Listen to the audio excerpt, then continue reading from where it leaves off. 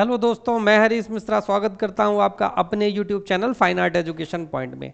छापा कला के बारे में कुछ चीज़ें जो रह गई थी उसको मेन जो चीज़ें हैं उसको हम आज कवर कर लेते हैं। जैसे छापा कला का वर्गीकरण जो था उस पर बात नहीं हो पाई थी कल, तो थोड़ी सी बातें हम उस पर भी आज देख लेंगे। तो आज के वीडियो में हम वही देखेंगे। तो सबसे पहले हम देखेंगे छापा कला का वर्गीकरण। तो आज का हमारा टॉपिक है छापा कला का वर्गीकरण, यानी छापा कला कितने प्रकार की होती हैं। तो छापा कला मुख्य रूप से 3 प्रकार की होती हैं, रिलीफ, इंटेग्लियो और प्लेनोग्राफी। अब बात ये आती, पहले हम ये समझ लें कि ये 3 प्रकार क्यों कहे गए। यानी जब भी हम किसी चीज को छापते हैं तो 3 तरह से छापते हैं। या तो कोई उभारदार सतह होगी, जैसे मोहर। मोहर में क्या होता है, ऐसे उभरे हुए अक्षर होते हैं, उसी पर इंक लगती है और उसी पर ठप्पा जब लगाते हैं तो वो सारे अक्षर उस पर उतर आते हैं।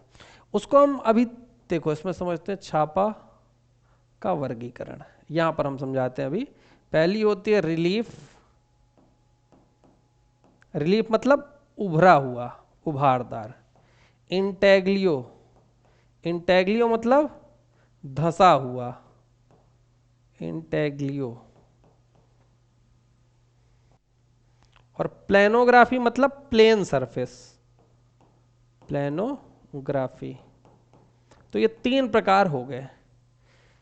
रिलीफ मतलब उभरा हुआ, इंटेग्लियो मतलब धंसा हुआ, यानी जब हम धंसे हुए क्षेत्र से प्रिंट करते हैं तो, और प्लेनोग्राफी मतलब होती है समतल सतह, सरफेस, बराबर जो प्लेन होती है।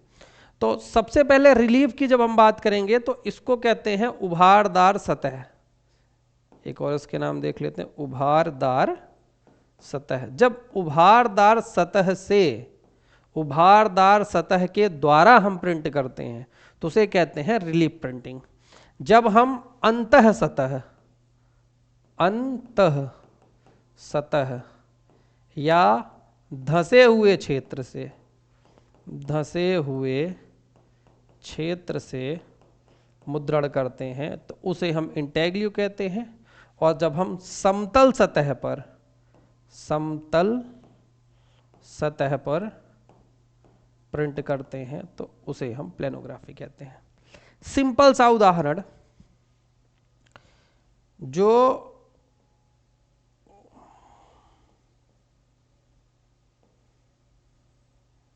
मोहर होती हैं उन मोहर में क्या होता है, यहां उभरा हुआ इस तरीके से अक्षर उभरे हुए लिखे होते हैं। तो जब हम मोहर लगाते हैं तो मोहर क्या होता है, मोहर में जो अक्षर उभरे हुए होते हैं, एक सिंपल सा तरीका, ये प्लेन सरफेस है, इसमें लिखा हमने ए। तो हमने क्या किया, ए को छोड़ करके इधर कर्व कर दिया, इधर काट दिया हल्का हल्का। तो उभारदार सतह किसकी हुई, ए की। तो इस पूरे रबर कहें या लकड़ी कहें तो इसमें हमें क्या उभरा हुआ दिखेगा, ए। बाकी यहां से हम कर्व करके हटा दिए सब। तो अब जब इसमें हम इंक लगाएंगे तो इंक लगेगी इस पर, और जब प्रिंट लेंगे तो इसका प्रिंट आएगा, कुछ इस तरीके का प्रिंट आ जाएगा। इसका जो प्रिंट आएगा वो इस तरीके से प्रिंट आएगा छप करके। यानी कि उस लकड़ी में या उस रबर में जो उभरी हुई सतह थी उससे हमने प्रिंट लिया। अंतः सतह क्या है कि सेम उसी रबर में हमने क्या किया कि इसको कुरेद करके निकाल दिया। इस बार हमने इसको कुरेद करके निकाल दिया, यहां धसा धसा क्षेत्र कर दिया, यहां गहरा कर दिया इतने में। तो अब जब हम इंक लगाएंगे तो इंक लगेगी इस पूरे हिस्से में, इस पूरे, इसमें इंक लगेगी नहीं क्योंकि वहां तो धसा हुआ क्षेत्र है। तो अब जो प्रिंट होकर के आएगा वो हमारा प्रिंट होगा कैसे, तो हमारा अब जो प्रिंट होगा तो इस जगह पर इंक लगेगी,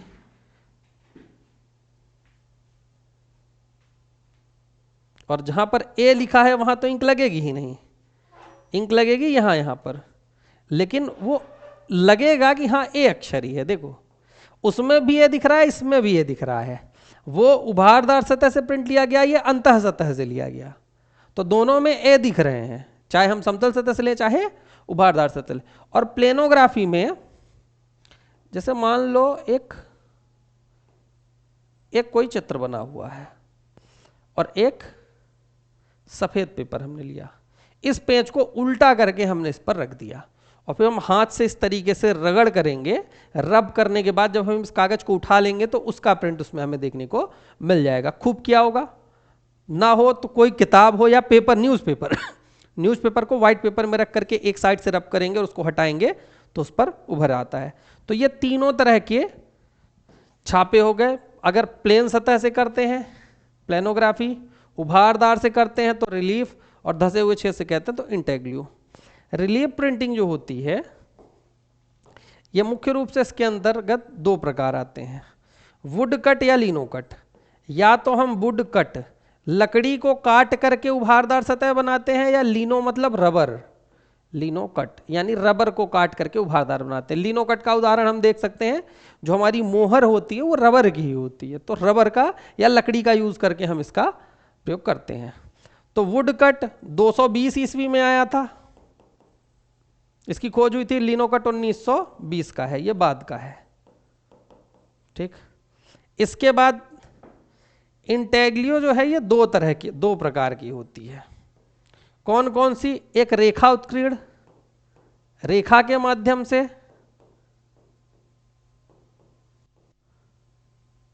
और एक रेखा उत्कीर्ण और रेखा अम्लांकन। रेखा अम्लांकन, अम्लांकन मतलब एचिंग, एचिंग शब्द आपने खूब सुना होगा। अम्ल, एसिड से डाल करके हम उसमें गहरी सतह बनाते हैं।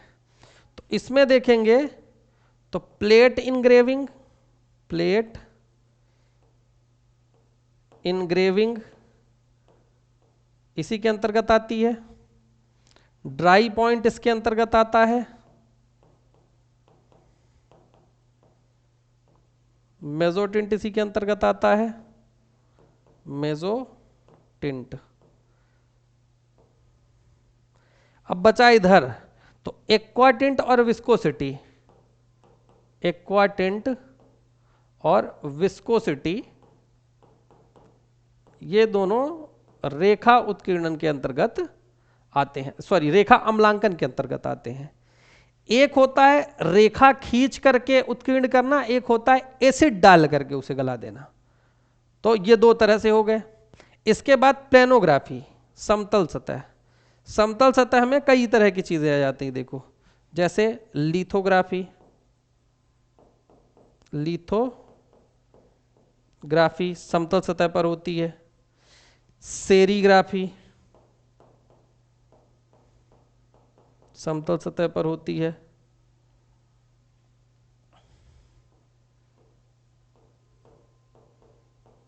ऑफसेट प्रिंटिंग या आधुनिक प्रिंटिंग जो फोटोकॉपी वगैरह का है वो सब इसी के अंतर्गत आ जाती हैं। तो इस प्रकार इसके प्रकार हो गए। अब इस पर प्रश्न बनता है कि भारत में इंटेग्लियो प्रिंटिंग किसने शुरू की थी? अम्लांकन, सॉरी इंटेग्लियो ये है ना, तो यहां अगर प्रश्न बने भारत में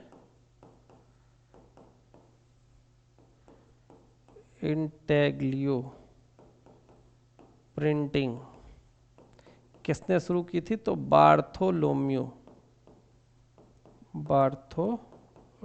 ने भारत में इंटेग्लियो प्रिंटिंग शुरू की थी। ठीक, प्लेट इंग्रेविंग का समय काल पूछे तो 1430, यहां समय काल कभी कभी पूछता है। ये खैर टीजीटी के लिए उतना इंपॉर्टेंट नहीं है, ये इंपॉर्टेंट हो जाता है अगर नेट की या पीजीटी की तैयारी कर रहे हैं उनके लिए। ठीक है, तो प्लेट इंग्रेविंग 1430, ड्राई पॉइंट 1480, हाँ 1480, और मेजोटिंट 1624 में। फिर इसके बाद एक्वाटिंट 1778 और विस्कोसिटी 1920 में। ये हो गया हमारा सॉरी 68 है, 78 नहीं 68, 68 और 1920। फिर आ जाता है लिथोग्राफी 1798 में अलायसेनफेल्डर ने की थी, पेपर में पूछा जाता है। ऑफसेट प्रिंटिंग 1609 में। इतनी चीजें नोट कर लेनी है। इसके बाद हमें एक लिस्ट याद करनी होती किसकी खोज कब की हुई है, की गई है। तो उसमें क्या क्या आ जाता है उसको देख लेते हैं। देखो जैसे सबसे पहले एक लिस्ट बना लेते हैं वुड ब्लॉक की, वुड ब्लॉक 220 ईस्वी। फिर मूवेबल टाइप, थोड़ा बहुत अंतर मिलता है कहीं कहीं। मूवेबल टाइप 1040 कहीं मिलता है, कहीं 1041 मिलता है, पेई सेंग के द्वारा किया गया था। इसके बाद प्रिंटिंग प्रेस जो गुटेनबर्ग के द्वारा 1440 में। प्रिंटिंग प्रेस के बाद एचिंग 1515। एचिंग के बाद लिथोग्राफी 1796। फोटोस्टेट जिसे आज फोटोकॉपी कहते हैं, कहीं कहीं 1606 मिलता है, कहीं कहीं 1906 1907। स्क्रीन प्रिंटिंग 1910, स्क्रीन प्रिंटिंग 1910 में। विस्कोसिटी 1950, विस्कोसिटी 1950, कहीं के 1960। स्टेनले हेटर द्वारा खोज की गई थी।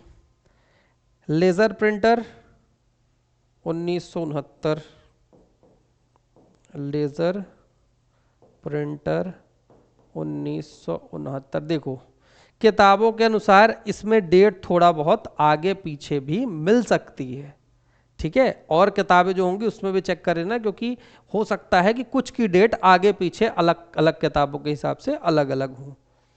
Rotary printing, rotary press 1843